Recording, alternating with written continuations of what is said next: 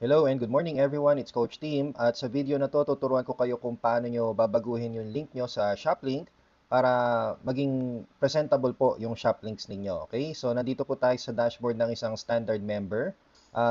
Change nyo po ito sa kahit anong package, kahit anong membership. So as you can see, naka-standard po siya. So ang kailangan nyo pong gawin para ma-change nyo po yung Shoplink ninyo ay punta lang po kayo sa tatlong bars, okay, sa menu. Alright, ito.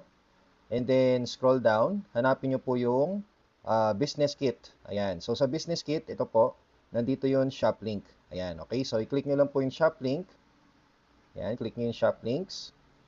At lalabas po dito yung dalawang shop link ninyo. So meron po ditong shop link na may retail price lang po. At meron po dito yung may members price. Ito yon. So kayo po bahala kung ano gusto nyong i-show or ipakita sa audience ninyo kung may members price ba o SRP na lang. Kung gusto nyo pong mas maganda or at least makakapag-decide sila or makikita nila na may members price yung products, pwede po ninyo isend yung may members price yung pangalawa. Okay? So, paano i-edit to? Scroll ka lang dito sa may kanan and makikita nyo po yung edit. Ayan, ito po. Okay? So, i-click nyo lang po yung edit na yan. Pag-click nyo po ng edit, ayan, dito nyo po pwede baguhin yung information. So, palitan nyo po yung URL key. Ayan. Kasi yun sa inyo po, ang makikita nyo, puro number tsaka letter. So, magmumukha siyang parang spam or invalid no, para sa audience. Kumbaga parang baka hindi sila maniwala sa link mo. So, mas maganda palitan mo and gawin mong pangalan mo kung gusto mo. Basta one word, walang space po 'yan. Okay? Tapos dito sa may Facebook URL, ito po, ilagay nyo po dito yung Facebook link ninyo. So, saan makukuha yon? Punta lang po kayo sa Facebook nyo. Yan, kunwari dito, i-click nyo lang po itong tatlong dots. Yan, yung tatlong dots na nasa baba. Then, scroll down at makikita nyo yung copy link. Ayan, nandito po yun. Alright?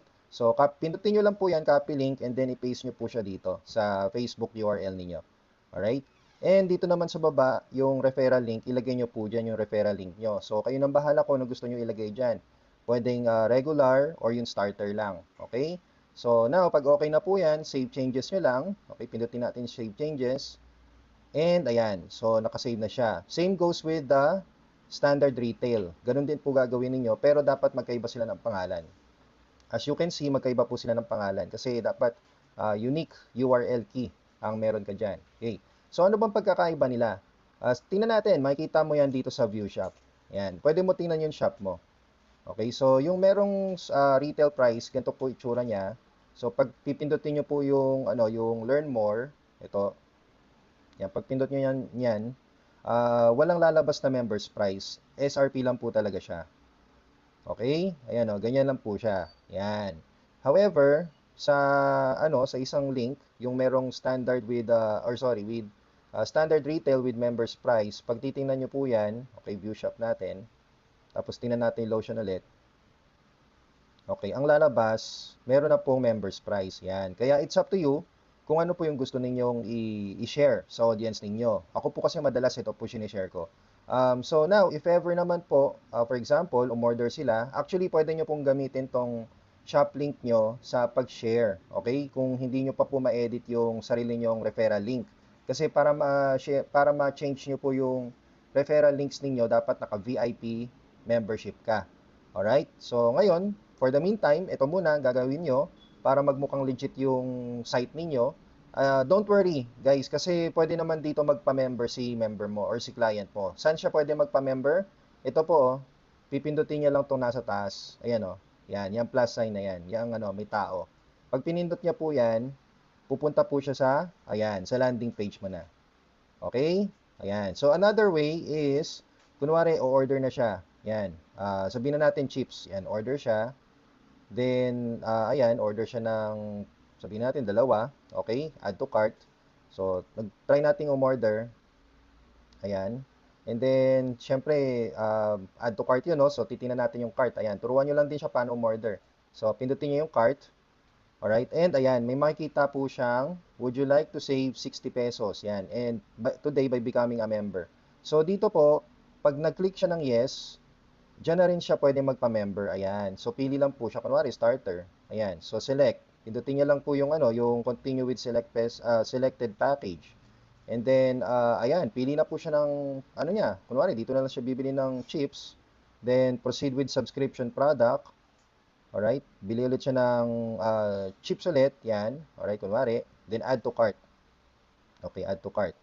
So magbabago na yung cart niya. So ang mangyayari, ayan, magiging ano na po siya. So meron na po siyang original or meron po siyang extra chips tapos nakapagpa-member na rin siya. So it's up to the client kung gusto niya mag-proceed dito, pwede naman niya i-delete yung isang order. Yan, pwede niya i-remove yan at magpa-member na lang muna siya kasi may chips na naman yan.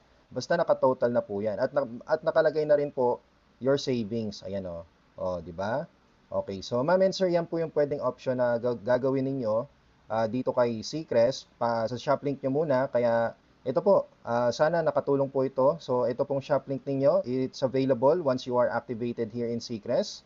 Nandito po yan sa dashboard ninyo at nandito po sa baba yun yung shop links. Ayan, okay?